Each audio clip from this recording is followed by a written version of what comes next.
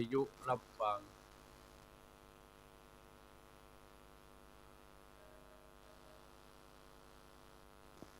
ที่เปิดเครื่องวิทยุรับฟังตามวัดตามวาขอถวายความเคารพหลวงพ่อท่านพระครูสุนทรธรรมานุโยคหลวงพ่อที่ปรึกษาเจ้าคณะอำเภอดอยหล่อวัดพระธาตุเจ้าคงขาวที่เคารพอย่างสูงและหลวงพ่อท่านพระครูสาธุกิจจนันท์หลวงพ่อเจ้าคณะอำเภอดอยหล่อวัดพระธาตุเจ้าดอยน้อยที่เคารพอย่างสูงขอแสดงความนับถือมายังท่านพระครูอภิวัฒนวิกรมท่านรองเจ้าคณะอำเภอดอยหล่อวัดปากตังเจริญที่นับถือตลอดถึงครูบาอาจารย์ทุกรูปทุกตนที่มีภาษาสูงกับเก้ากับผมและขอความสุขความเจริญจงบังเกิดแก่บรรดาพ่ออุ้ยแม่อุ้ยพ่อออกแม่ออกพี่น้องคณะศรัทธาต้านผู้ฟังทั้งหลายมาแล้วเสียงก้องเสียงกองเสียงมองต่ำเข้าเสียงตุเจ้าเต้ทำมาแล้วศรัทธาญาติโยมดังไปถึงที่ไหนเปิดอยู่ที่ไหนก็จะเป็นมงคลกับบรรดาอีพ่ออีแม่ต้านผู้ฟังของอัตมาภาพทุกท่านทุกคนขอขอบพระคุณเจ้าของสถานีกู้สถานีที่เกาะเกี่ยวสัญญาณกันไปลืมมาได้ก็คือไอเจเจที่ควบคุมรายการอยู่เอาละเพื่อบ่ให้เสียเวลาอีพ่ออีแม่เอ้ยสุทธิวงศ์สันทรายมาแล้วศรัทธาญาติโยมมาแล้วอาตมาภาพก็จะนำอีพ่ออีแม่ศรัทธาต้านผู้ฟังของอาตมาภาพนั่นไหวพระพุทธเจ้าไหวพระธรรมเจ้าไหวพระสังฆเจ้าเสียก่อนเนอตื่นเนอตื่นได้แล้วตีสี่เกิงแล้วเนอตีสี่เกิงแล้วศรัทธาญาติโยมตีสี่เกิงแล้วเนาะเพื่อเป็นมงคลที่รับที่นอนของอีพ่ออีแม่เจิญอีพ่ออีแม่นั่นไหวพระสวดพุทธคุณธรรมคุณเสียก่อนแล้วเขาก้อยมาอู้มาจ๋าอาตมาภาพจะอยู่กับอีพ่ออีแม่พวกถึง6 โมงเมื่อเจ้าวันอาทิตย์ติดที่แล้วก็ไม่ได้มาศรัทธาญาติโยมเพราะว่าอินเทอร์เน็ตตั้งสถานีบดีเนาะเอาละเพื่อมือเสียเวลาแล้วก้อยมาอู้มาจากันต่อไปโอ้มาแล้วกลางเวียงเจียงใหม่มาแล้วดังชัดเจนเนอร์เน็ตสุดดีเยี่ยมรอฟังอยู่แล้วจะขึ้นสีขาววัด7 ยอดปุ่นสถาญาติโยมเนาะแม่กาเพิ่นขายอีแม่เพิ่นขายครัวอยู่ตื่นแล้วอีแม่เปิดเนอเกิดกลางร้านแล้วจะเป็นมงคลกับเจ้าของร้านจะเป็นมงคลกับที่หลับที่นอนเนอกับพระกับ1กับ2กับ3อะระหังสัมมาสัมพุทโธภะคะวา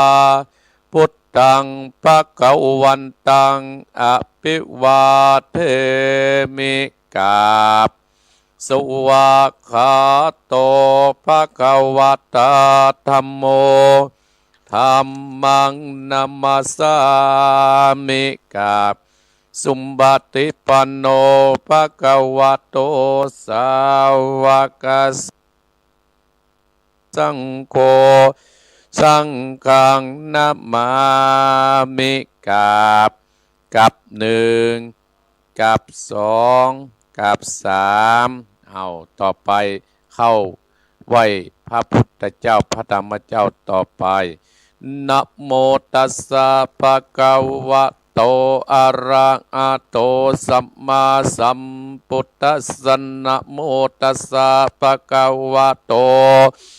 ละอะโตสัมมาสัมพุทธัสสะนะโมตัสสะภะคะวะโตอะระหะโตสัมมาสัมพุทธัสสะพุทธังสัตตานังกัจจามิธัมมัง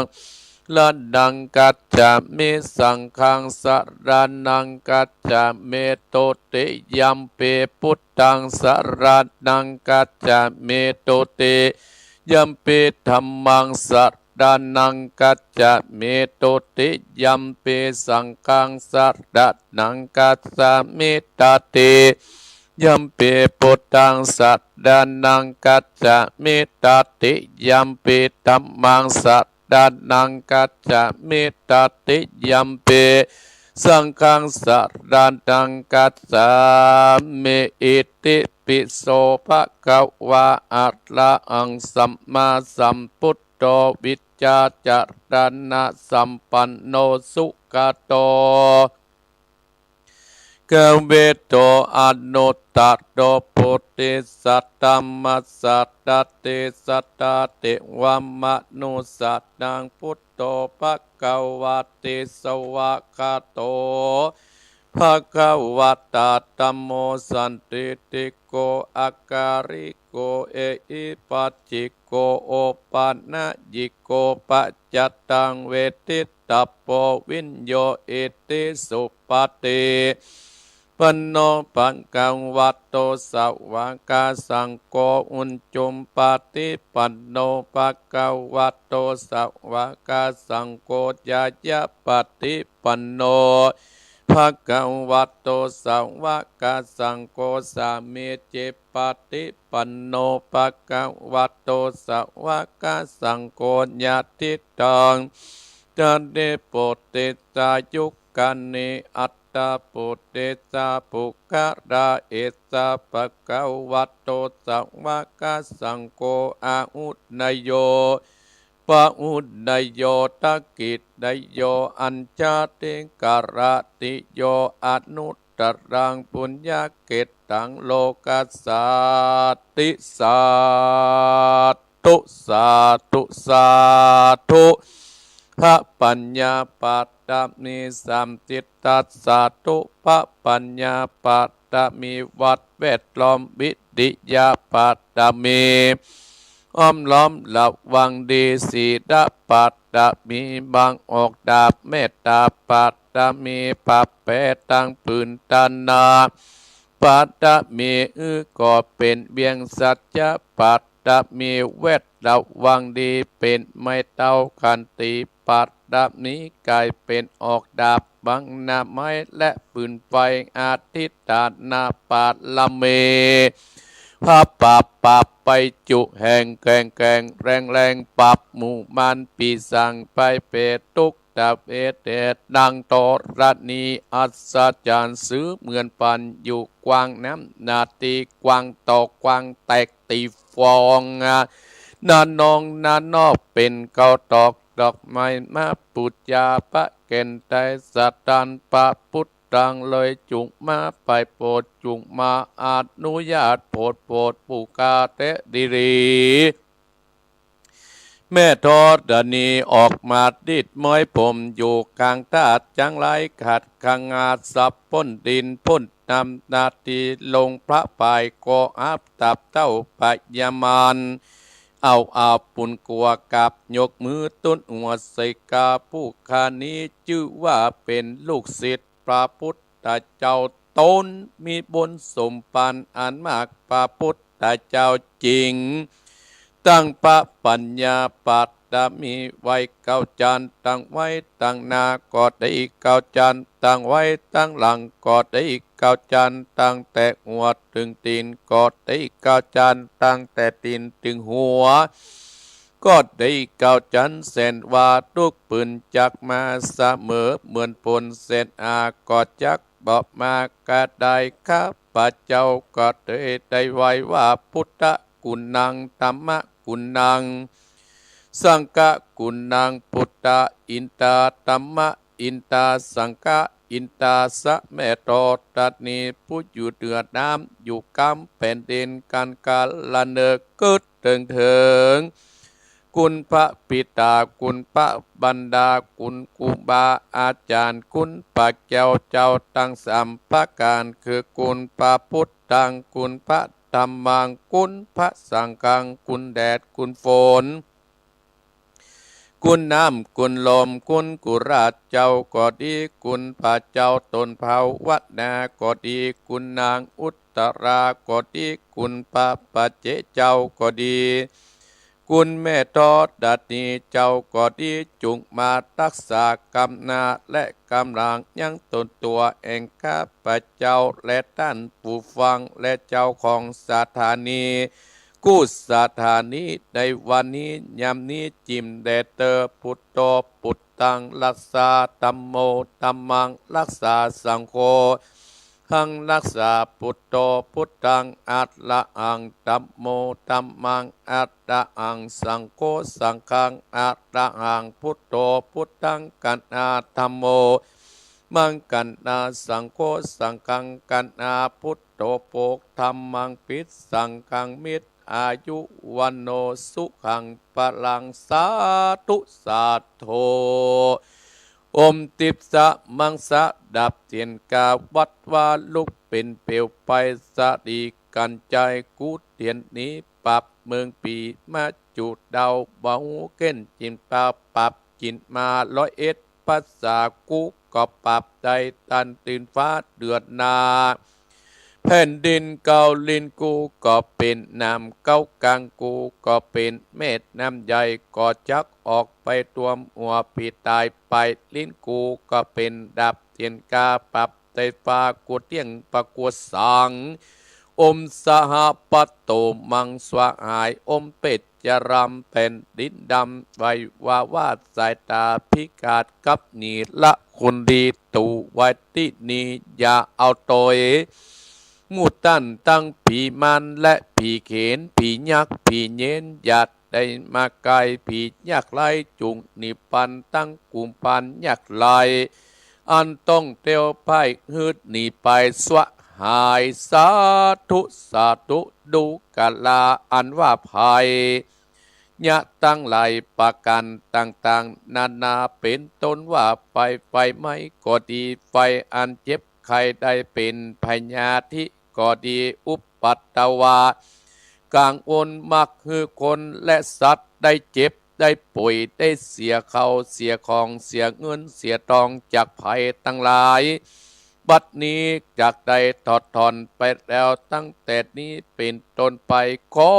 เจ้าทั้งหลายอันเป็นเจ้าเจ้าภาพและอันผู้ฟังของอัตมาพระครูวรธรรมนาถผู้เป็นเจ้าหอเจ้าเงือนเจ้าบ้านเจ้าเมืองพร้อมด้วยญาติกาพี่น้องลูกหลานเหลนเต็นเตาจุคนเพื่ออยู่สุขสบายจุ่มเนื้อเย็นใจอย่าได้มีเพศอย่าได้มีภัยอันตรายตั้งหลายอย่าได้มาไกลที่อยู่ที่อาศัยในบันในจองตั้งแต่นี้ต่อไปขอท่านทั้งหลายท่านผู้ฟังของอัตมาพระครูวรธรรมนาถและเจ้าของสถานีกู้สถานีผู้เป็นเจ้าหอผู้เป็นเจ้าเฮือนเจ้าบ้านเจ้าจองและญาติกาพี่น้องลูกหลานเหลนตินเตาจุคนผู้ฟังจุคนมี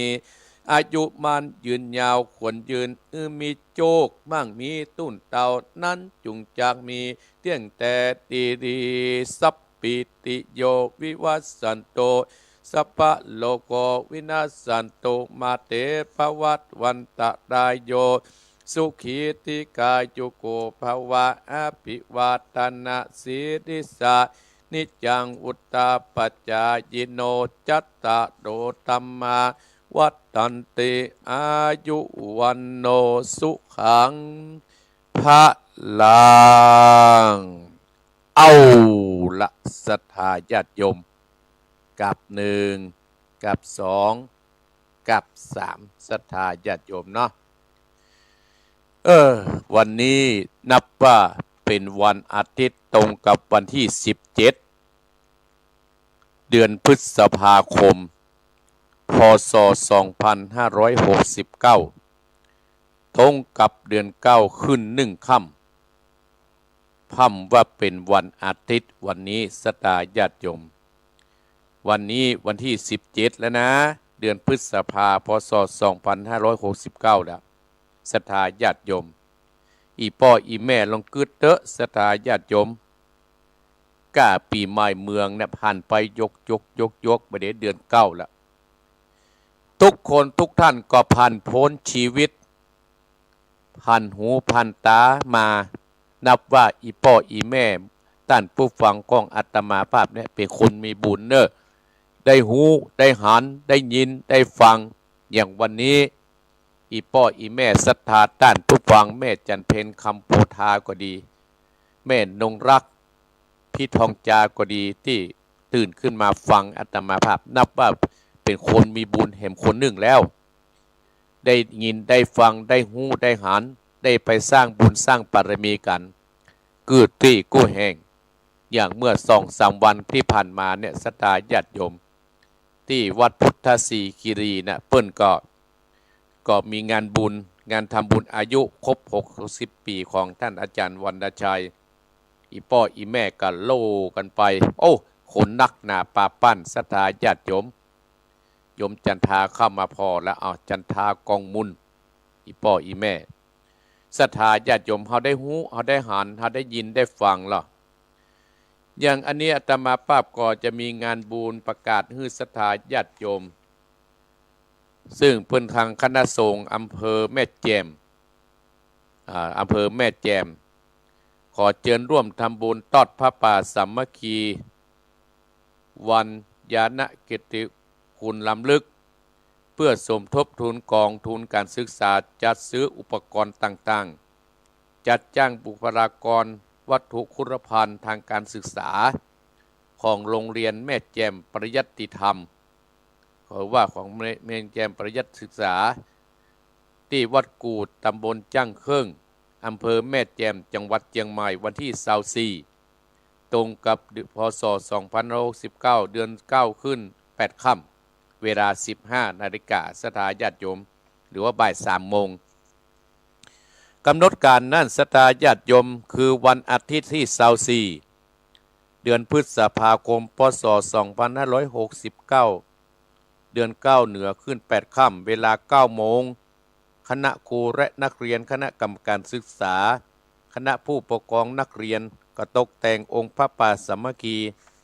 ที่โรงเรียนแม่แจ่มปริยัติศึกษาวัดกูเวลา 10 โมงประกอบการศึกษาตานหาทางทำบุญทักขินานุ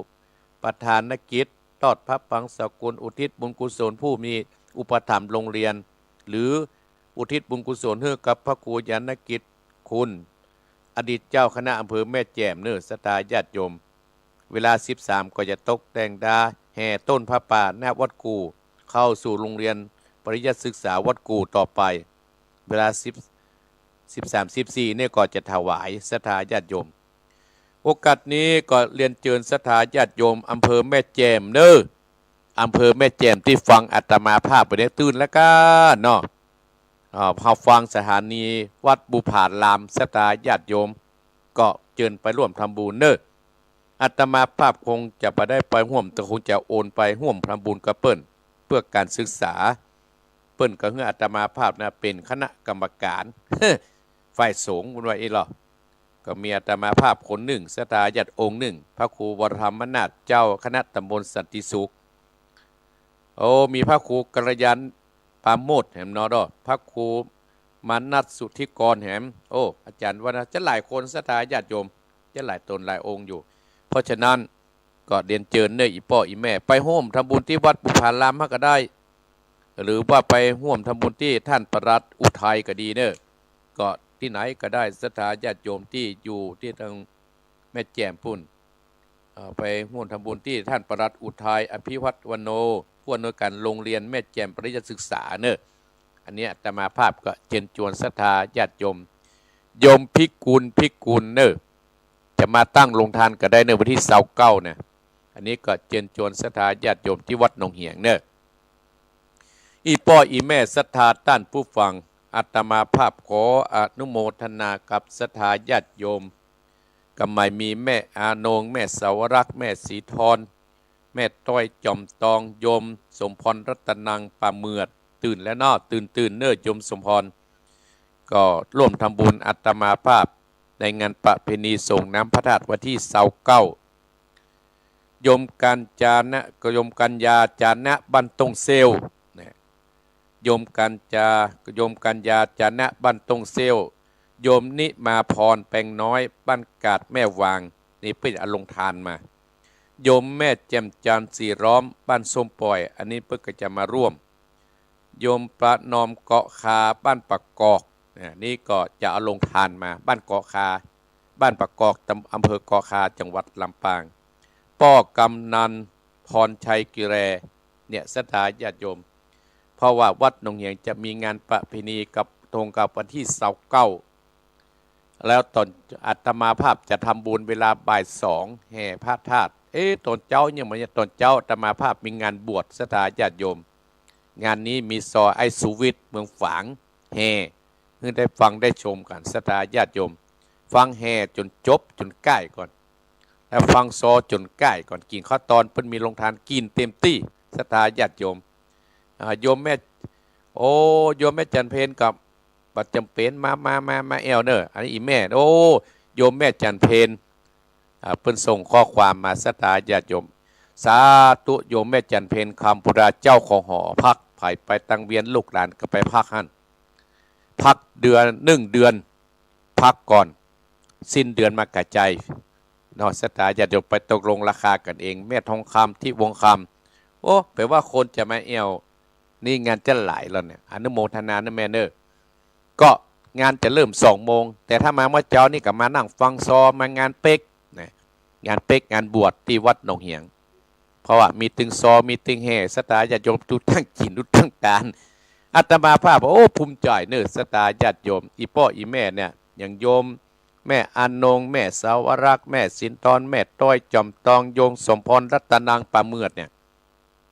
โยมกัญญาจานะบ้านต้งเซลเนี่ยโยมนิมาพรแปงน้อยบ้านกาดแม่วางโยมแจ่มจันทร์สีร้อมสันปัตตอง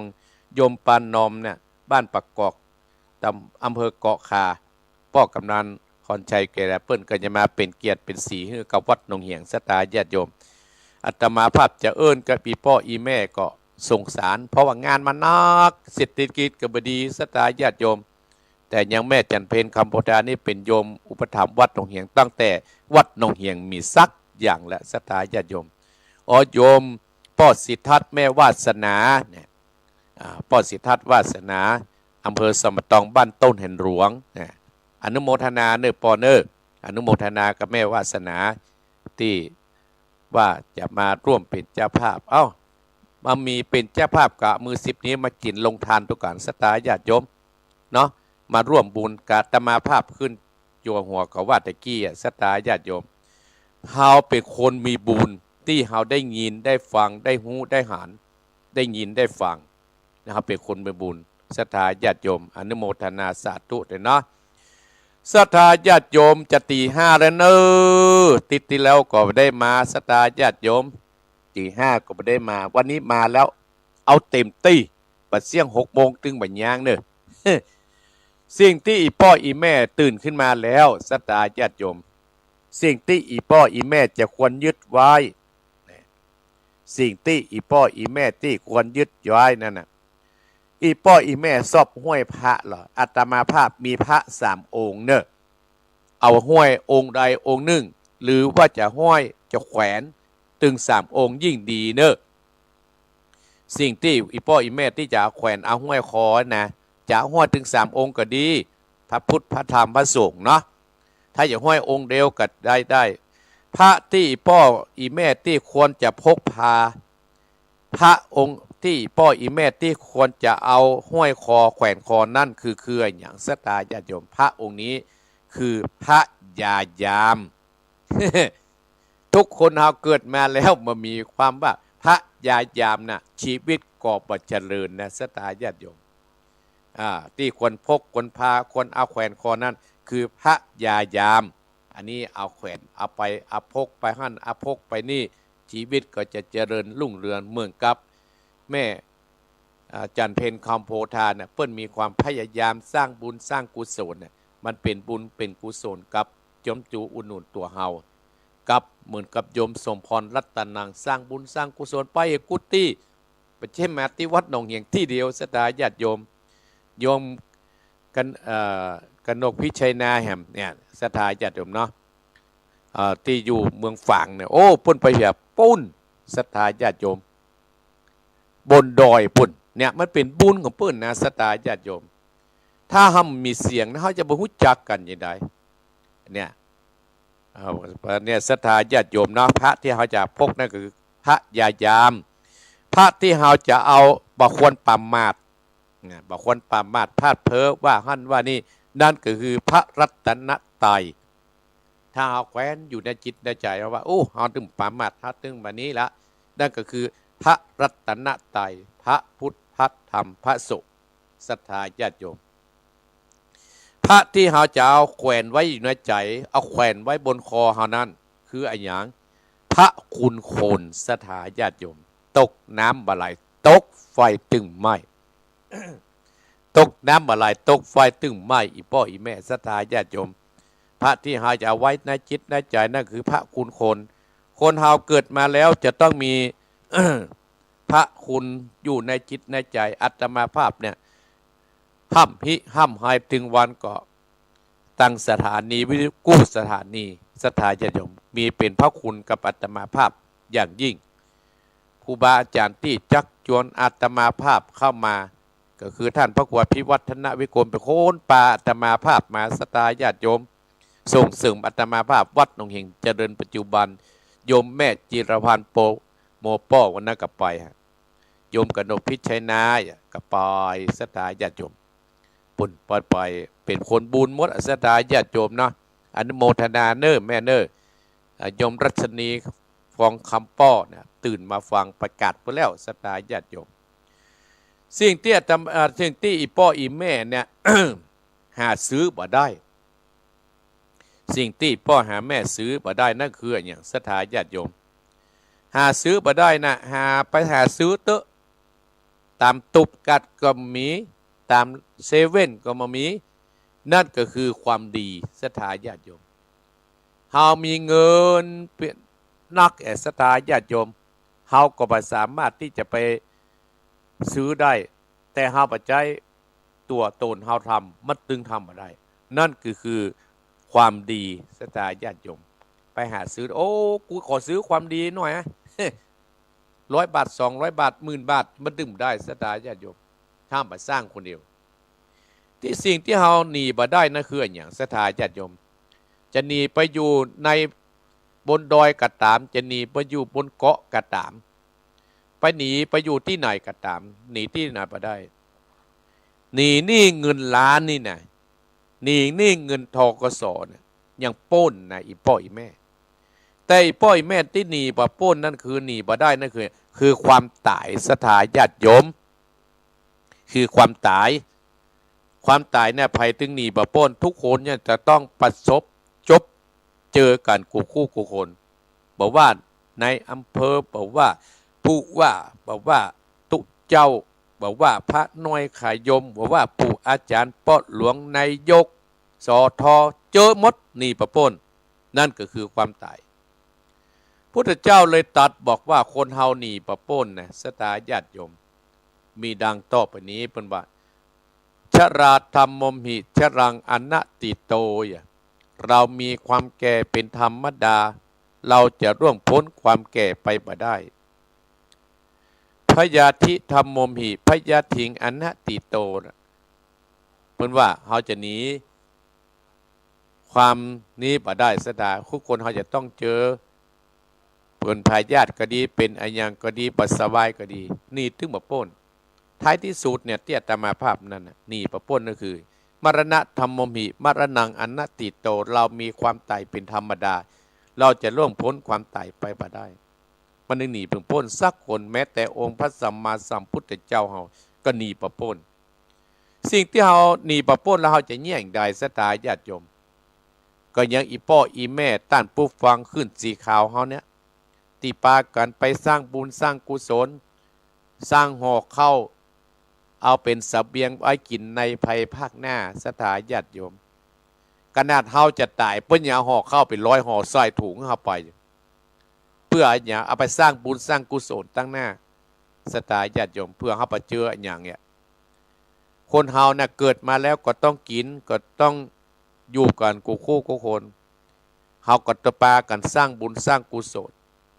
อาตมาภาพอนุโมทนากับอีพ่ออีแม่ขึ้นเสียขาวของอาตมาภาพทุกคนที่เคยอยู่เคยกินเคยได้หู้จักกันโอ้ก็ช่วยกันสถาญาติโยมสร้างบุญสร้างกุศลใกล้ไหนจะเป็นไปไกลก็ได้ใกล้ไหนก็ทำหั่น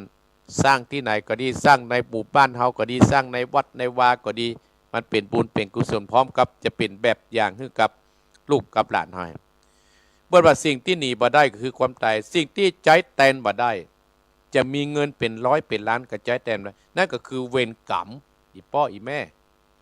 เวรกรรมภัยสร้างเวรกรรมไว้นักจะเวรกรรมกับพ่อจะเวรกรรมกับแม่จะเวรกรรมกับครูบาอาจารย์เนี่ยสถาใหญ่มันจะติดตามตัวเข้าไปแน่นอน 100%ศรัทธาญาติโยมทั้งหลายกรรมเวรเนี่ยมันจะติดตามเข้าไปอย่างอาตมาภาพจ้างหันในธรรมเรื่องเจ้ากรรมในเวรเนี่ยศรัทธาญาติโยมธรรมในเจ้ากรรมในเวรที่อาตมาภาพจ้างมาเทศน์เนี่ยถ้ามีการผูกอาฆาตกันมันก็จะจองกันตลอดไปศรัทธาญาติโยมยังพอในอดีตการที่ผ่านมาเทวทัตกับพระพุทธเจ้าเป็นเพื่อนด้วยกันมาเป็นยู่ด้วยกันมาบวชด้วยกันมานะศรัทธาญาติโยมสุดท้ายนะความโลภก็เกิดขึ้นในใจความโกรธก็เกิดขึ้นในใจความหลงก็เกิดขึ้นในใจของเทวทัตก็เลยไปผูกอาฆาตกับพระพุทธเจ้า10 จัด100 จัดพันจัดจนถึงปัจจุบันอาตมาภาพก็ถึงหานอยู่อย่างในธรรมที่ว่าธรรมที่ประใจแทนกับได้คือเวรกรรมมีเงินเป็นร้อยเป็นล้านเป็นอย่างกระจ้างนะจัดแทนกับได้ภายสร้างกรรมบดีมากรรมบดีนะก็ติดตามภายสร้างกรรมดีนะก็จะสนองตามตกน้ำอะไรตกไฟบ่ไหม้สตาญาติโยมเฮาจะไปปล่อยให้เฮาลมหายใจเฮาเสี่ยงไปวันอีพ่ออีแม่จะไปว่าโอ้กูนี่เท่าแล้วเนี่ยกับกูเท่ากูกับกินข้าวถ้าบัดสร้างคุณคำดีอ่ะศรัทธาญาติโยมเฮาปล่อยลมหายใจไปวันเนี่ยมันเสียเวลาสุดท้ายมันก็ไม่มีภายมาเฮาศรัทธาญาติโยมอาตมาภาพเนี่ยโอ้ศรัทธาญาติโยมได้กำลังใจอีพ่ออีแม่ต้านผู้ฟังของอาตมาภาพโยมสุวรรณอินใหญ่นี่มาแล้วศรัทธาอาตมาภาพได้กำลังใจมูเนี้ยนี่ตื่นเจ้ากะหันโยมแม่จีรพันธ์ก็ดีโยมสมพรเขาก็ดีโยมกัญญาจานะเขาก็ดีโยมนิมาพรเปงน้อยเขาก็ดีที่ฟังอาตมาภาพโยมประนอมเกาะคารำปางก็ดีโยมพี่โดมเขาก็ดีโยมอัชราพี่น้องโดยปุยเขาก็ดีเขาเพิ่นฟังเราศรัทธาญาติโยมก็อนุโมทนาสาธุตัวเนาะเนี่ยเพื่อว่าใจเวรใจกรรมมาได้อย่างในธรรมนะศรัทธาญาติโยมเทศนาภาพว่ามีละอ่อน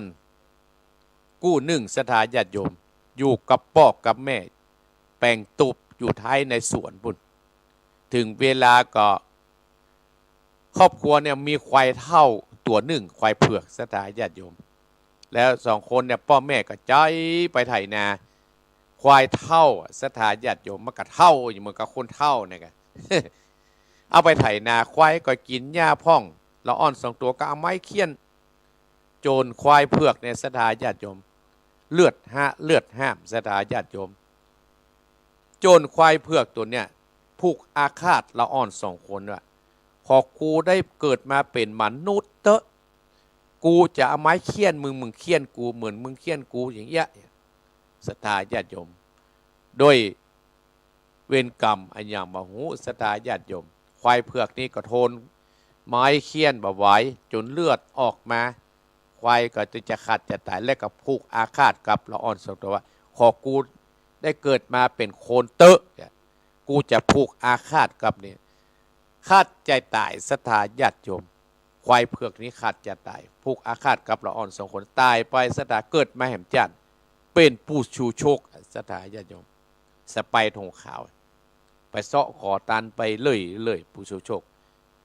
ปางจัดปางก้อนนั่นน่ะเกิดเป็นควายเท่า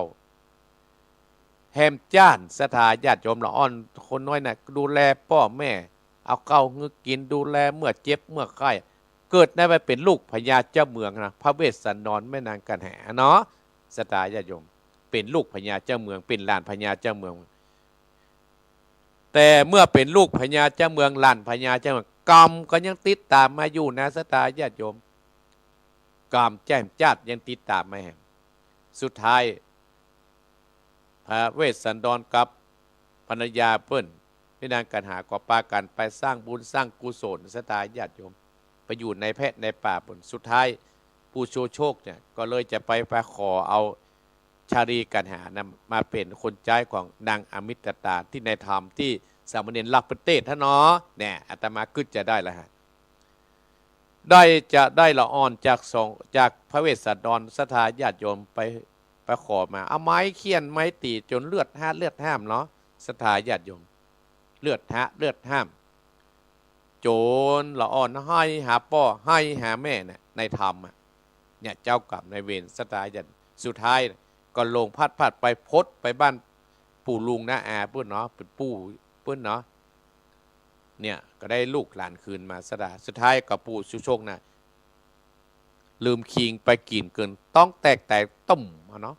ตายเด้อหันสดายญาติโยมนักกรรมก็มาตามนั้นเลยอันนี้เพิ่นบอกว่าใจแทนกันบ่ได้ก็คือเวรกรรมสตาญาติโยมอีพ่ออีแม่ด้านผู้ฟังของอาตมาภาพเพราะฉะนั้นศรัทธาญาติโยมพระที่อีพ่ออีแม่ที่ก็ควรยึดไว้ในใจควรที่จะแขวนคอนั่นน่ะอาตมาภาพมีอยู่3องค์ที่เราควรละนะ1พระที่เราควรพกนั่นก็คือพระยายามความพยายามมีที่ไหนนะอีพ่ออีแม่เฮาก็จะได้ดิบได้ดีอยู่ที่หั่นลูกหลานตันเต้าและพระควรที่เฮาจะบ่ควรประมาทนั่นก็คืออย่างพระรัตนตรัยพระพุทธพระธรรมพระสงฆ์ภายที่ประมาทพระรัตนตรัยนะประมาทพระพุทธก็ดีประมาทพระธรรมคำสอนก็ดีประมาทพระสงฆ์องค์ข้าเจ้าก็ดีก็เจริญยากพระที่ควรเฮาไว้อยู่ในใจนั่นคือพระคุณคนศรัทธาญาติโยมอีพ่ออีแม่คนเฮาเกิดมาแล้วมันจะต้องมีพระคุณต่อกันกูคู่กูคนภายที่มีเปิ้นบอกว่าภายที่มีบ่ลืมพระคุณของคนนั้นตกน้ำบ่ไหลตกไฟตึงไหม้ศรัทธาญาติโยมสามารถบรรลุธรรมได้อีพ่ออีแม่เคยได้ยินธรรมก็มีลาภาพามคนหนึ่งที่เป็นมหาเศรษฐีเนี่ยศรัทธาญาติโยมเป็นมหาเศรษฐีมีเงินมีทองแต่ประมาทในชีวิตศรัทธาญาติโยม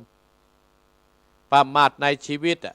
คือได้ประมาทในชีวิตเมื่อเป็นสมทมเศรษฐีมีเงินมีทองและประมาทชีวิตเลยเกยเป็นตุกกตะเลยเป็นคนขอทานไปเลยลูกหลานก็บ่พอประกอยและศรัทธาญาติโยมคนมีเหตุลูกหลานบ่พอละทิ้งเลยราธาพามบอกว่าจะไปเปิ้งไผ่ศรัทธาญาติโยมบอกว่าจะไปเปิ้งไผ่ก็เตียวเข้าไปปะพระพุทธเจ้ายังแสดงธรรมที่ป่าเชตวันไปฟังไปฟังธรรมแล้วเพื่อนจะแนะนำอย่างเดิมนะตาถ้าพามไปถึงที่พระพุทธเจ้าแสดงธรรมให้กับพระสงฆ์จำนวน 1,250 รูปฟังอยู่ก็เลยฟังแล้วก็เกิดความใคร่บวชคือมันปูนตุกศรัทธาญาติโยมเข้าไปขอพระพุทธเจ้าเฮาพระสงฆ์จำนวน 1,250 รูปก็เลยประท้วงกันบ่ได้ลาทาพามในบวชบ่ได้เพราะเป็นคนเฒ่าและบ่สามารถที่จะปฏิบัติธรรมบ่สามารถที่จะสร้างบุญสร้างกุศลได้แล้วเฒ่าแล้วบ่ได้หมู่คณะสงฆ์ประท้วงศรัทธาญาติโยมพระพุทธเจ้าเฮาก็เลยประจ้างเนี่ยอีกได้พุทธเจ้าก็เลยถามพระสาวกจำนวน 1,250 รูปที่อยู่หั่นใครฮู้จักลาทพามเพ่งไม่มีไผยกสักคนแต่ก่อนนี้มีแต่คนยกอันนี้ศรัทธาอุปถามเนยศรัทธาญาติโยมเนาะอันนี้ศรัทธาอุปถามเนยไอ้แกเนี่ยศรัทธาญาติโยมเนาะอันนี้เป็นศรัทธาอุปถามล้อเนี่ยต่อก่อนเป็นมีเงินหลอดตอนนี้ลาทพามมันเท่าแล้ว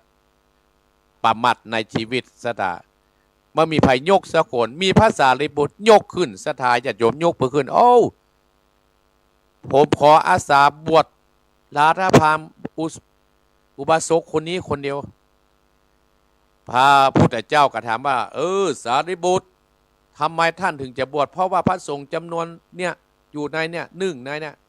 บ่ฮือบวชเพราะว่าเป็นคนเฒ่าแล้วมาเป็นหยังนี่อย่างก็เพราะว่า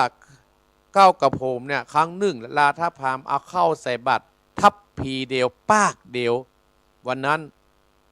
เจ้าวันหนึ่งก็เลยนึกถึงบุญคุณเนี่ยล้อยเข้าทับพีปากหนึ่งเห็นสถาญาติอยู่ก็เลยบวชให้ลาทพามเพื่อเลยพุทธเจ้าเขาเลยยกคือเพิ่นบอกว่าลาทพามเนี่ยเป็นผู้ที่มีความกตัญญูหูกูลหมูหูกูลว่าพระอัจฉรินะสถาญาติโยมเป็นอาจารย์เปิ้นหูว่าพระอัจฉริอยู่ทางวันออกก็จะบิดหัวไปทางนั้นนะไหวไปทางนั้นเนี่ยหูว่าไปอยู่ทิศวันตกก็จะไหวไปนั้นก็ไหวไปทางนั้นจนพระสารีบุตรเนี่ยสถาได้และจะว่าเป็นผู้มีความกตัญญูกตเวทีเนี่ยสถาญาติโยมอีพ่ออีแม่ต้านผู้ฟังทั้งหลายเนี่ยเพิ่นบอกว่าพระที่ควรที่จะพกอยู่ในจิตในใจเฮาแขวนคอเฮานั่นคือพระคูณโคนพระที่เฮาบาตีเอามาใจน่ะคือ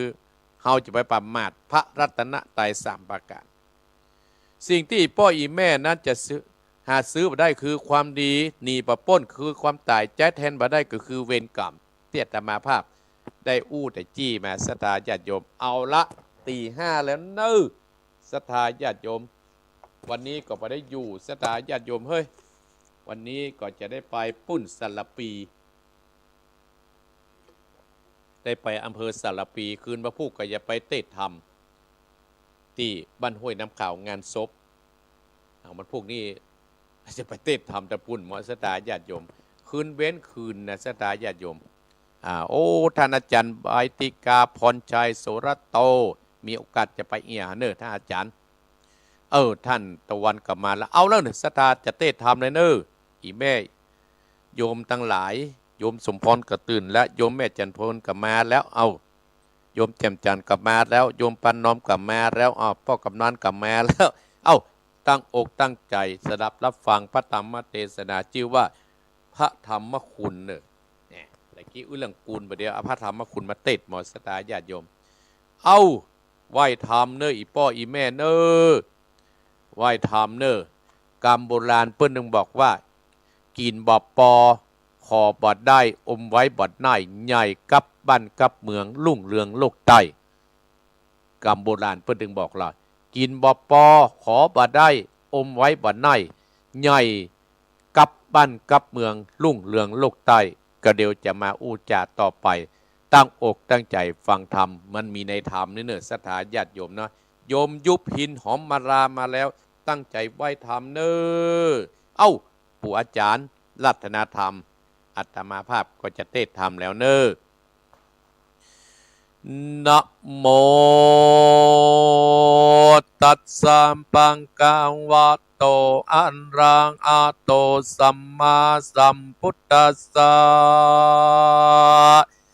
สันตโกตุราโสตุจันนาสัพโพธิสัตตังหลายพ่อแม่จริงใจดุมเต้าฟังตั้งแต่เก่าพุทธโกนนาเตื่อมแต่งอุดหนนนาบุญแปลกกวางชื่อว่าได้สร้างมาอากุศลเป็นทรัพย์ติดตนไปในปากนาพ่อแม่ศรัทธาท่านผู้ฟังรายการมรดกธรรมวันอาทิตย์ในวันนี้จงตั้งใจทอมตาฟังธรรมะนุสติเม่นเตียนตันสัจจังและนาสวดกันตึงวันเจ้าพุทธตรวจตาเป็นปัตถุชนสับสนวุ่นวาจิตใจปอบมันคงดีอาสุขปอบปนสงบสุขสีอารมณ์ดีหายดี108ปันเก่าคือเอาพระธรรมคำสอนพระเจ้าน้อมนำเก่าวันตาบท นึ่งนันนาวาสวากาโตแปลความหมายพระธรรมอันพระศาสดาตรัสรู้ไว้ดีแล้วก็เหมือนเพชรแก้วประเสริฐปองแป้วยินดีไว้เจ้าโรคปฏิบัติตามคำสอนดีงามตั้งแต่เบื้องต้นงามเลือดล้นเลือดสินสำละบนตินจิตใจสะอาดปราศจากความโลภโกรธหลงเป็นข้อบัญญัติสินพระสงฆ์พระพุทธเจ้าบัญญัติพร้อมเสียตึงสินแปดเหมือนนะเสาหัวเวทบันจองแป่งการป้องกันทรัพย์สินสมบัติเก้าของสินเหมือนเกาะบังความชั่วมาป้องใจกึกกะนองทำกรรมหยับจาบุญลูกลาค่ากันประจำเพราะขาดศีลตำใจดำมืดเศร้าองค์พระสงฆ์องค์ข้าเจ้าผิดศีลวิไม่เป็นที่เลื่อมใจวันตากับไว้สมาธิใส่งามในท่ามกลางจิตใจระวังนิวรณ์ตังหากรรมสัตตาใจตกต่ำกรรมมากลกำหนดยินดีคิดลายอาฆาตพยาบาทบุปปีดานาเธอง่วงเหงาบอกมีจิตใจแจ่มแจ้งกุตะจิตใจกดแกว่งไปมาวิจิกิจสาเรื่องเลสังกาติดสินบอดใดตัดสินบอดใดปัญญาอันใจรอบรู้ปัญญาวิปัสสนาใสแจ่มแจ้งอุกฎแห่งสังการบอดยืนนานมันเตี้ยงบิดเบี่ยงไปมาปรับกิเลสตัณหาธรรมกรรมกำจัดอวิชชาลงเสียได้พระธรรมที่ไว้เหมือนดอกไม้ของอำนั้นแหละดาพระธรรมปกุลข้อสองสันติที่โกผู้ไปศึกษาสติปัญญาอูแจ้งแจ่มแจ้งปัจจักแห่งตนบอกขัวพิษขัวพาตันผูกจีซอนเป็นธรรมบอกวอนประเสริฐกุศลมีมากอิริอดตัปปะเนตรนาจักจุติกาสุขใจพองแผ้วบอดตกห่อนไม้ตุกอาจนาสุขสำรันแหลดนาปันแปวอำนาจกุศลนะพันแปลวปฏิบัติสงบจิตใจเป้าวัดนาไปคำเจ้าบ่อโศกเศร้าเครื่องกาเล็ดนาทำบากุลนันสามทำดวงงามกับไว้ได้แก่เรื่องการะเวลาบอดได้เสาะหาเอียนศึกษาทุกเวลาดุมเตาปฏิบัติเจ้าสุขใจสบายปฏิบัติควายเหมือนลาบอดน้อยจิตใจป่องปล่อยดวงพัฒนาแก้วเจ้าสัมปการปฏิบัติตามได้ผลจุคนนะบ่ใจคนขี้อู้มาสอนองค์จินนาบอนสอนสั่งไว้เพราะจัดดันปฏิบัติกับไว้ทุกเวลาอย่าล้อลาแก่เท้าอีพ่ออีแม่พ่อดาไกแจ้งหิบลงเก่าและนาทำบาคนที่สี่เอสิปัสเอหิปัจจิโกกวนจันกันมาพออย่าหลอกราจุพังพระธรรมคำสอนใส่ติงามเป็นสิ่งล้ำเลิศและนาจะพิสูจน์ความจริงใดมิโอดอ้างอิงพิสูจน์พอได้ทำดีทำชั่วนั้นได้เป็นลักประกันผู้ใดอันทำความบาปได้ตกรำบาปเกณฑ์ใจผู้ใดมีจิตใจสะอาดผ่องแผ้วกับแล้วตาแก้วตังสามแล้วนาหากาบอดใดความตกยากร้อยมันบ่มีอายุติกาเจริญก้าวหน้าโลกนาสารเสริญนะองค์พระคำสอนพระพุทธเจ้ายืนยาวเที่ยงเต้ามา12,500 กว่าปีบ่ขาดกินลุ่งเรืองโลกตาย บ่มีมุกไม่ตลับต่อเตาอาปันภาษาปงพระธรรมทวนอาว่าโอปัตนาโอปัตนายิโกกวนน้อมเก่ามาใส่ตนเป็นสิริมงคลอากาบอดได้สาธุคนดีสมควรมีไว้นมไว้ในจิตในใจตนจากเป็นขัวกายสะพันขึ้นไปสู่จันปามาอาจนิลปันองค์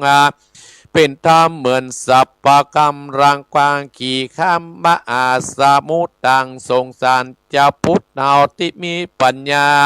ปฏิบัติความสุขบันคำเจ้าบอบเหมือนจะพุทธเป่าดอมใดมีแก้วกาไหลเป่าอยู่บอกคิดหูกุลการาคาอุปมาเบิ่นลิงได้แก้วบ่หูจ้องใจสันใดนั้นแหละนาทำบ่ควรบทที่6นั้นแหละนาปัจจตังเวทิตาโพวินโยอิปะตามคำสอนขององค์พระบวรพุทธเจ้าไฟปฏิลาวข้าเจ้าก็จักบ่ปงเสียเข้าใจปฏิบัติห้ำเอียนไปเตือดหน่อยอันบินโยสนใจไฟหอยบ่อ้อยด้อยปัญญาแจ่มแจ้งอุตาปัญญาแจ่มแจ้งและนากวนการทำความดำดีสร้างบุญกุศลผลละบุญเตรียมแต่งไปเองนั้นจะจี้บอกยะแย่งแต่การเป็นป้ายบอดได้ปานพืชเจ็ดจัดได้กอดได้ผลเจ็ดนานปะเจียงเจ้าสัพพัญญูพุทธเจ้าสอนว่าญาติสังรับปะเตปิสังตาทิสังรับปะเตปะลังวันพูดเช่นใดก็ดีก็ได้ละผลเช่นนั้นแหละนาเตสัตนากุณธรรมอกขอข่าวยอเปาะงามอีพ่อแม่สัตตาได้ยินได้ฟังต่างตานี้วิทยโยขึ้นสีข่าวเป็นจักเป็นสุขติโลกไปนาจิตใจแจ่มจ้าเจบานเจริญสุขทั่วการขอย่อมือสานใส่ก้าวคุณพระเจ้าแก้วสัมปการจงมาบันดลบันดาลอักษาพอกกวยหืออีพ่อแม่สัตตาท่านผู้ฟังขึ้นสีขาวจุคนหืออยู่มีอานิคาอายุติคาอยู่ปนตุกเครื่องโลกาจะได้มีตุกมาพันแปวมีแต่สุขเจริญก้าวหน้ากอบบังคมสมเลสเดชเอาละสถาญาติโยมใส่ฝนก็มาแล้วพันโทเสงี่ยมอยู่อมกวยก็มาแล้วสถาญาติโยมเนาะธรรมเตี้ยตมาภาพได้เทศไปกี่แต่ชื่อว่าธรรมบักคุณคำสอนธรรมบักคุณคำสอนน่ะสถาญาติโยมเพิ่นก็ได้อ้างตั้งแต่สวะคาโตเป็นต้นไปสถาญาติโยมเป็นธรรมที่หมู่เฮาท่านทั้งหลายจะเอาไว้ในจิตในใจเตี้ยตมาภาพว่าตะกี้เนี่ยตั้งแต่สวะคาโตเพิ่นก็แปลความว่าทัดธรรมอันของพระศาสดาที่ได้ตัดสอนไว้มีแก้หมื่นเพชรนะเป็นอันประเสริฐผ่องแผ้วให้หมู่เฮาท่านทั้งหลายได้นำไปใจกันถ้าเฮาน่ะได้นำประพฤติปฏิบัติอย่างที่อาตมาภาพว่าหาซื้อบ่ได้ก็คือความดีหนีบ่ได้ก็คือความตายใจหนี้แทนบ่ได้ก็คือเวรกรรมเนี่ยสถาญาติโยมที่อาตมาภาพได้อู้ได้จี้อย่างที่อาตมาภาพได้ว่าตะกี้ขอบ่ได้กินบ่ปอเนี่ยกินบ่ปอเนี่ยทำที่ว่ากินบ่ปอขอบ่ได้อมไว้บ่น้อยใหญ่กับบ้านกับเมืองรุ่งเรืองลูกใต้เนี่ยสถาญาติโยมกินบ่ปอสถาญาติโยมคนเฮาเกิดมาแล้วอีพ่ออีแม่ท่านผู้ฟังทั้งหลายที่เฮาก็ต้องเสาะสายกินบ่ปอคนเฮามันหนึ่งมีความปอกันหรอกยิ่งเฮาเกิดมาแล้วกินเรียบร้อยใหญ่ขึ้นมากับทรงห้ำทรงเฮียนแล้วก็จบป .6 แต่อยากเฮียนม .2 ม .3 ม .4 ม .5 ม .6 แล้วก็เฮียนปริญญาตรีป มื่อปีได้จบปริญญาตรีแล้วก็หางานทำแล้วก็อยากก็ได้ลูกได้เมียมันจะหมุนเวียนกลับไปเรื่อยๆสตาญาติโยมคนเฮาที่อยู่ในกินบปอนั่นก็คือคนเฮาจังมีโลกอยู่3โลกในตัวเฮาโลก3โลกเนี่ยสถานะอีป้ออีแม่หมอกระตึงรักษาประหายภัยกระตึงรักษาไปนอกจากคำสอนนอกจากคำสอนของพระพุทธเจ้าเฮาโลก3โลกนั้นมีอย่างเป็นโลกอันตรายที่เกิดขึ้นในตัวโลกความโลภโลภอยากได้ของคนนั้นโลภอยากได้ของคนนี้บางคนก็โลภเอาลูกเมียเปิ้นก็มีโลภเอาที่อยู่ที่อาศัยเปิ้นก็มีก็วุ่นวายก็เพราะคนเฮาอย่างศรัทธาญาติโยมคนเฮามาเอาคำสอนของพระพุทธเจ้าเฮามาใจกับคนที่มีคำสอนพระพุทธเจ้าอยู่ในจิตในใจเอามาทำกันเอามาประพฤติปฏิบัติกันบ้านนั้นครอบครัวนั้นก็อยู่จุ่มอยู่เย็นแล้วศรัทธาญาติโยมคนหาผิดกันเทียงกันเพราะอย่างเพราะความโลภนี่ศรัทธาญาติโยมผิดกันเพราะความโลภหันตั้งหน้าสื่อพิมพ์ก็ดีหันได้เพชรได้ลายก็ดีที่คาดได้แกงกันก็พอโลกอันที่หนึ่งคือโลกความโลภนี่แหละพุทธเจ้าก็เลยสอนให้คนเฮานั้นมีพรหมวิหารทั้งสามมีพรหมวิหารเราศรัทธาเมตตากรุณามุทิตาอุเบกขาใจผม4ข้อเนี่ยเอาไว้เป็นเกาะบังเอาไว้เป็นที่ไว้ในจิตในใจเฮาความโลภข้อนี้ก็จะผ่อนคลายหายไปศรัทธาญาติโยมอย่างอีพ่ออีแม่จะหันเปิ้นไปไหว้ครูบาอาจารย์ที่หันที่นี่เพราะว่าครูบาอาจารย์เนี่ยตัดเรื่องความโลภไปนักอันโลกที่2ที่อยู่ในที่โลกคนที่มันใครหันนั่นคือโลกความโกรธศรัทธาญาติโยมขี้มิงขี้โกรธถ้าเฮาเป็นอีป้ออีแม่ถ้าเป็นป้ออุ้ยแม่อุ้ยถ้าป้ออุ้ยแม่อุ้ยเนี่ยเป็นคนขี้มิงขี้โกรธเนี่ยศรัทธาญาติโยมลูกหลานตึงบักใกล้ครูบาอาจารย์ที่ขี้มิงขี้โกรธขี้จิในสมิงพายตึงบักใกล้ศรัทธาก็จะหนีปฏิทินศรัทธาญาติโยมเนี่ยเพิ่นบอกว่าผู้ฮื้อเนี่ยสูงกว่าผู้ให้เนี่ยอีป้ออีแม่ลองอภอเถอะถ้าอันอย่างยืนนี่เพิ่นผู้ฮื้อสูงกว่าผู้ให้อันอย่างก็ตามความขี้มิ่งขี้โกรธนะเกิดขึ้นได้กูคู่กูคนเกิดขึ้นได้แล้วก็กลายเป็นความโลภเน้อศรัทธาญาติโยมปนสอนตึงหมดฟังนะความนี้นะถ้ามีความโกรธเนี่ยหายตึงเขาอยู่ใกล้เลยอันสุดท้ายเนี่ยศรัทธาญาติโยมอีป้ออีแม่ศรัทธาด้านผู้ฟัง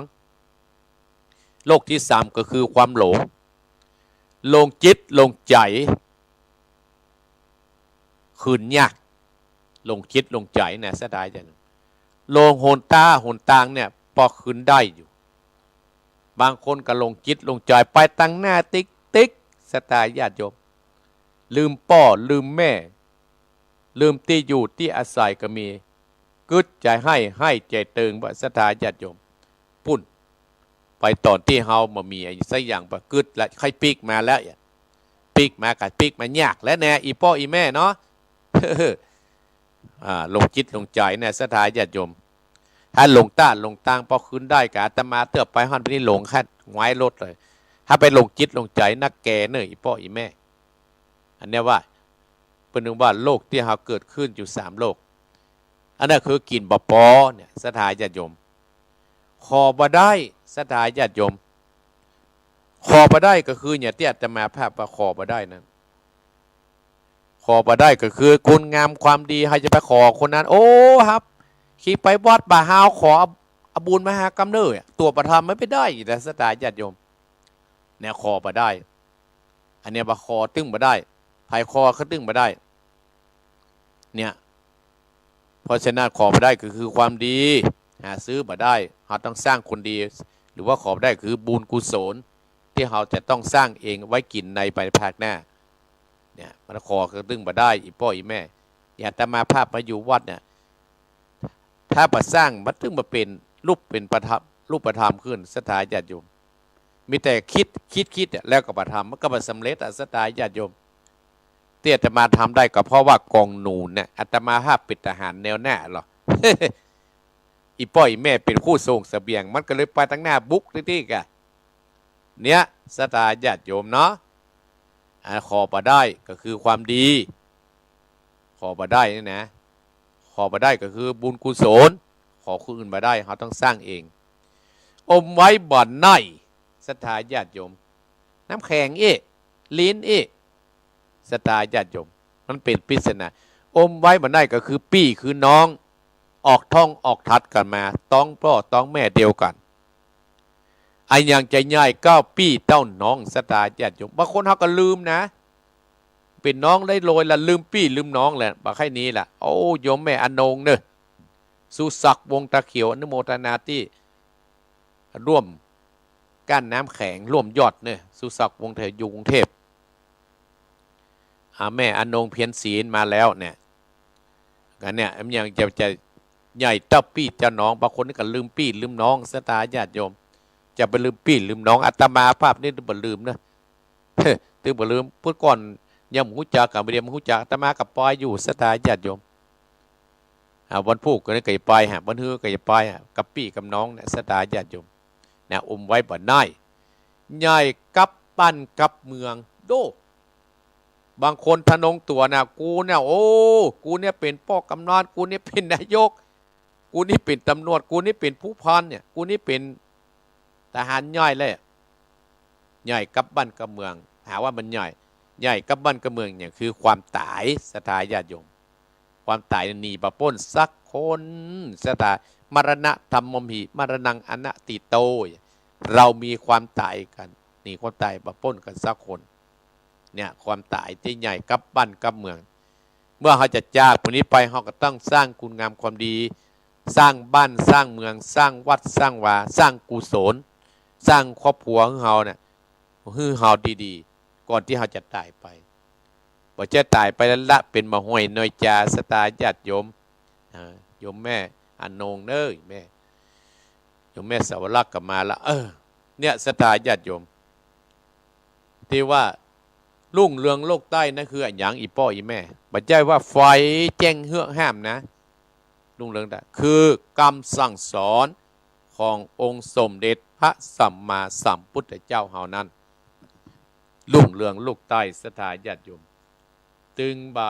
2,500 กว่าปีละก็ยังอยู่ได้อย่างอื่นนี่ดับไปหมดสถาญาติโยมถ้าไผ่ยึดถือเอาคำสอนขององค์สมเด็จพระสัมมาสัมพุทธเจ้ายึดไว้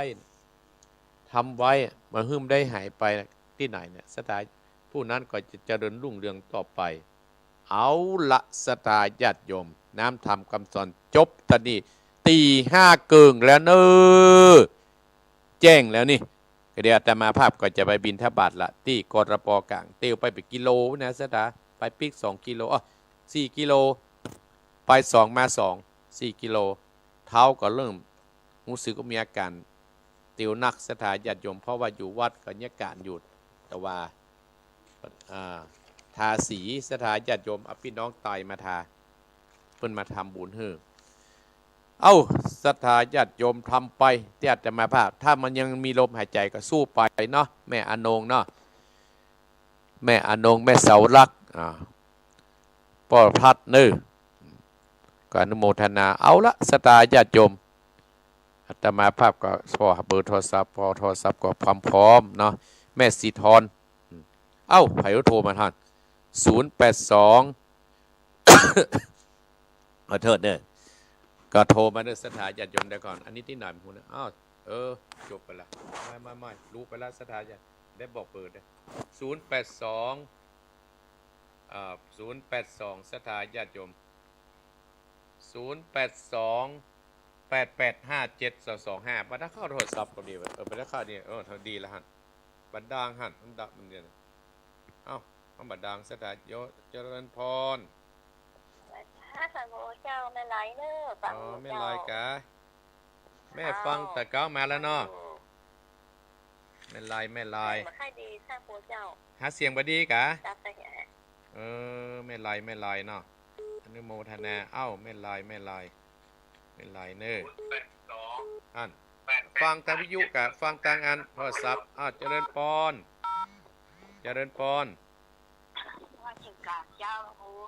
แม่พรแม่พรนั้นแม่นแต่ไม่พรได้แม่พรนี่แม่นขนาดเนาะอนุโมทนาเนอเจริญพรนะแม่สายต่อไป สายต่อไป0828857225เฮาอู้มืนบ่ได้นะศรัทธาญาติโยมก็อยู่ที่หันที่นี่ดังและโทรศัพท์เจริญปอนโอ้แม่เพนมาแล้วแม่เพนได้ยินแล้วเนาะแม่เพนเนาะติดแล้วนี่ลูกเจ้าขนาดแม่เพนพอบ่บัดดีบุญรักษาแม่เน้อเอาคนน้อยเนาะเพื่อคนอื่นเนาะเจริญปอนนี่แม่เจริญปอนเจริญปอนเจ้านะครูเจ้าแม่นิดเจ้าแม่นิดอยู่ไหนตัวนี้อยู่สันเลยเจ้าเชิญไปเลยโดยสเก็ตเนาะเจ้าชัดเจนได้แม่เนาะแม่ฟังวิทยุกะเจ้าฟังวิทยุเจ้าอ๋อดีเนาะแม่อยู่ใกล้เนาะเจ้าโอ้บ้านมีทั้งเพลเจ้าติดมามาด้านนักเจ้ายินดีนะแม่เน้อเจริญปอนแม่นิดเจริญปอนเจริญปอนมาสักการครับครับผมหลวงพ่ออากาศเย็นๆนะจันนะอาจารย์เย็นๆที่นี่มันร้อนเนี่ยเดี๋ยวก็หนาวเดี๋ยวก็เย็นมันไหนก็ไม่รู้เย็นเนี่ยขอบคุณนะหลวงพ่อนะหลวงพ่อครับขอบคุณครับเจริญปอนสายต่อไปเจริญปอนแกไม่สักเจ้าท่านครูแม่สีทรแม่สาวรักไปไหนก็ว่าสาวรักเพิ่งก็ฟังอยู่นะแกเพิ่นมาฟังก็หาบ่หันตักมาสะเตือนเนี่ยตักไปลำใจกะผมว่าแต่ไม่ได้พอดีนะนี่แม่เนี่ยนิยมสิพอสอนแม่สีทรเนี่ยอนุโมทนานะแม่เน้อเจ้าไหว้สารเจ้าเจริญปอนสายต่อไปเจริญปอนเต็มที่ว่าแสนพระครูโอ้แม่ประพัดเจ้าฟังคนใดโทรศัพท์ไปหาพระครูวิทยุดังว่ะวิทยุบดังนะเมื่อเช้าเนี่ยบดังมาหาซิดแล้วก็บดังไงแต่ว่าแมลงนี่ดังอยู่ได้มาสอกแก้วออกได้ยินอยู่แล้วเมื่อเช้าเนี่ยไม่ได้ยินแล้วเจ้าถูกได้วางกับโทรศัพท์เนี่ยแม่สบายดีนะแม่เนาะสบายดีเจ้าแล้วก็มาแกนเนียวเนี่ยท่านพระครูมันทำมาได้แม่เครื่องไปไหนไปเนี่ยไปยากเนาะปูนกระตกนักเหี้ยอย่าวังแน่จะมันเย็นได้แม่เน้อรักษาสุขภาพได้แม่เน้อแต่ว่าคนละจุ่มพระนามพระธาตุจากเจ้าบุตรวานะตรงกับบ้านตัวพอดีถ้าเขาอันตู้ดูอย่างคนเนี่ยตู้ดูมานี่พัทกูมันอันถ้าตู้มานี่โทรมาว่าธาตุมาถึงทศธาตุน้ำพระธาตุวันวัดกันเป็นแน่กันเนี่ยปลาไม่แดงเนาะตรงกับพอดีท่านเพราะงั้นทุกลุงนี่มันไม่ได้ไปบุญรักษาแม่เน้อเจ้าว่าจะได้ถ้ากำลังใจถ้าคุณเน้อเจริญปอนสายต่อไปเจริญปอน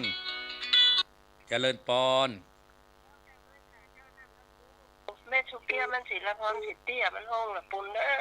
แล้วก็จะฟังธรรมกับท่านพระครูเจ้ามาแล้วเด้อชัดเจนดีเด้อเจ้าชัดเจนดีเนาะจับไว้ฉาเด้อเจ้าท่านพระครูจัดตู้เจ้าเจริญปอนหาคนว่าเจริญปอนเจ้าสาธุเจ้าแม่น้อมเจ้าแม่น้อมได้ฟังแล้วนะแม่น้อมเนาะเจ้าฟังแล้วต้องติดเจ้าแล้วเจ้าดีแล้วนึกโมทันนะแม่เน้อเจ้าวันนั้นมาได้ตักไทยกันจ้ะมาได้ปลาอีกได้ห่อนกันไปห่อนจ้ะก็ยังมาเฮาแม่ได้เว้ยอยู่กับไก่ก็ไก่ยังไปอยู่แค่ในลากไปตัวในลากมาห่อนเหรอมาห่อนในลากเหรอท่านพระครูกัดเตียวไก่หน้าโลดนั่นกะอยู่ในโลดแน่อยู่ตั้งใต้โลดก็อย่างว่านะคะอย่าดังก็อย่างว่านะอีกอยู่ที่หน้ากะลาบเพื่ออากงไงปูนอนุโมทนาเด้อเจ้ารักษาสายต่อไปเจริญปอนสาธุเจ้าแม่ฟังอยู่เน่แม่อย่างแม่ศรีวิไลเจ้าสาธุเจ้าแม่โดยสเก็ตแม่โดยสเก็ตมันลืมมีแม่ฟังตลอดเจ้าขอบคุณแม่เนยแม่ดูดีมีสุขนะแม่เนอมีโอกาสกับแม่เยี่ยมเนอเจ้าบุญรักษาเจริญพรนะแม่เนอเจ้าเจริญพรสายต่อไปสายชาพระคุณเจ้าทำอยู่แม่เลือนเจ้าแม่เลือนสบายดีฝนตกก็ลำปาง วันนี้หมดตกเจ้าอ๋อวันตกอยู่บุญรักษาอีแม่เนอเจ้าแม่ให้กำลังใจนะเจริญพรนะแม่เนอเจ้าสาธุเจ้าเจริญพรสายต่อไปเจริญพรเจ้าท่านพระครูวันพุธจะไปฮะแน่ๆเมื่อคืนเมื่อค่ำเนี่ยก็ไปอยู่เจ้าข้างบ้านฮะเนาะรักษาสุขภาพเนี่ยถ้าไปจะฮะมาแล้วเนอนี่ถ้าจะไปถึงข้ามเพราะจะไปสารปีอำเภอสารปีอยู่จะเอาครัวไปหอมเปิ้นอย่างเนอจะสร้างบุญสร้างกุศลเนอเปิ้นอย่ามีถ้ามีโอกาสมาลงทานเนอเจริญพรเจริญพรสายต่อไป0828857225สตาญาติโยมกระจายเนอกระเดียวอันอาจารย์วรรณชัยเพิ่นจะมาเล่าบรรยากาศที่ผ่านมา 2-3 วัน2-3 วันที่ผ่านมาสตาใส่มาแล้วเจริญพรโอ้ป้อบุญธรรมวันนั้นแม่บอกป้อบุญธรรมฮะวันนั้นนะที่เช้าห้าครับที่ที่ปวดที่วันซืนที่ผ่านมาเนี่ยที่ดำหูเนี่ยบ่จ้อยที่ปุ้นกับพุทธศรีคิรีไปครับอนโมทนาเป็นยังอยู่บ้านปะได้บุญเหมือนกันนะครับบุญรักษาเนอครับไว้ครับเจริญพรสายต่อไปเจริญพรโยมสุติการรถพยนต์มาแล้วอนุโมทนาเจริญพรเจ้าไว้สาเจ้าธรรมโกเจ้าแม่พิสมัยเจ้าแม่ได้ยินคำเสียงธรรมโกตะกี้อมเต็มปากนี่เนาะทำยังก็ฮะอมเต็มปากแล้วก็กินบ่ได้กินบ่ปอขอบ่ได้อมไว้บ่อนายใหญ่กับบ้านกับเมืองรุ่งเรืองโลกใต้โอ้แม่ได้ยินวันนี้แม่ได้ยินมาแต่เมื่อแล้วแม่กำหัวเป็นอันหยังเนาะได้ยินหมูม้ามหูกินสีถามใครกับบ่ฮู้แม่บ่ได้ยินฉันว่าครูว่าเนาะโอ้ได้ยินแต่วันนี้โอ้ไม่นอนวัดเนาะแม่ท้องทุกข์ประกันไรถามคนนั้นถามคนนี้ก็มีใครตอบเปิ้นนะแม่มาได้ยินอย่ามาเจ้าเนี่ยเจ้าอันนี้มันเป็นปริศนาธรรมอย่าแม่กินปอกับคนเฮานี่แหละขอบ่ได้ก็เนี่ยความดีบุญกุศลเนี่ยอมไว้บ่ได้ก็คือพี่คือน้องไงแกแม่ก็อันอย่างจะเต้าพี่เจ้าน้องเนี่ยใหญ่กับบ้านกับเมืองก็คือขอทนงตัวกับความตายรุ่งเรืองลูกใต้ก็คือกำสอนเนี่ยแม่ก็เจ้าทำไมได้ยินอย่างวันเนี่ยดูลูกกี่ปีแล้วนะไม่นอนวัดน่ะแต่ได้ยินเหมือนเจ้าเนี่ยเปิ้นตอบเนี่ยคำตอบของเปิ้นนี่สนานนี่นะเจ้าโอ้ดีแท้แม่อนุโมทนาบุญในทันแน่ขอบคุณนี่แม่เนอเจ้าดูแลสุขภาพไปในเจ้าเช่นเดียวกันเจริญพรนะแม่เนอเจ้าไว้สาเจ้าเจริญพรสายต่อไปเจริญพรแม่ใส่ฝนกันเนี่ยเจ้าแม่นะเจ้าแม่ใส่ฝนสบายดีเนาะโรยมะม่วงกันเนี่ยโรยมะม่วงไงโรยมะม่วงแน่แน่แม่ใส่ฝนไม่ได้ห่อไม่ได้มีราคาอยู่ในเพิ่นนะกะห่อเหกาโอ้มันหนึ่งกูบอกโค้งที่มาห่อเนี่ยอย่างนั้นเห็นมั้ยเจ้ามันเป็นมะม่วนไปเห็นเนาะเป็นมะม่วนนี่ฮะกะมันสูงเจ้ามันห่อมาได้กันตอนเอาเป็นท่านเจ้าเป็นท่านได้นะกะบุญรักษาอีแม่เนอเจ้าตั้งใจทั้งพระคุณนะเจ้าบุญรักษาเจริญพรศรัทธาญาติโยม0828857225จะเอาแหมจะอยู่กับอีแม่อีพ่อแหมกี่นาทีนี่ศรัทธาญาติโยมนี่แหมน้อยเดียวเนี่ยแหม5 นาทีเนี่ยศรัทธาญาติโยมอยู่ที่ไหนก็เดี๋ยวอาจารย์จะได้เปิดเพลงสถานีพ่องรอสายจากท่านอาจารย์วรรณชัยเพื่อกับเกียมตัวอยู่หั่นแล้วก็อีพ่ออีแม่ที่ฟังอาตมาภาพแม่ไรแม่พรแม่เพนตาจางแม่นิดสันปุเรยคนจริงแม่นิดเป็นคนเวียงปะเป้าพุทธสตาญาติโยมหลวงพ่อปรางโมกเจียงดาวแม่ศรีวรักษ์แม่ศรีทรแม่บัวพัด แม่สุกแก้วแม่น้อมตาจางแม่สิวราดอยสะเก็ดแม่เรือนลำปางพี่น้องห้วยน้ำขาวพ่อบุญทอมโป่งหนองแม่พิษสมัยแม่ใส่ฝนแม่ประพัดว่าวิทยุว่าดังทางเมืองฝางไปเป็นยังอีแม่ก็ฟังทางเฟซนี้เนาะฟังอยู่ที่ลำปางชุติการรถพยนต์เคยได้อู้กับหมูเนาะอยู่ลำปางพี่น้องลำปางใครจะโทรก็โทรคือโอกาสพี่น้องโดยรอเนาะก็จะไปลืมเนื้ออาตมาภาพจะมีงานบวชเป็กตุเจ้าและก็มีงานประเพณีประจำปีอยู่ที่ไหนก็เอามือสาธุเนอถ้าว่างก็มาเนาะวันค่ำสถานญาติโยมตอนเจ้านี้เขาฟังซอวันค่ำหรือ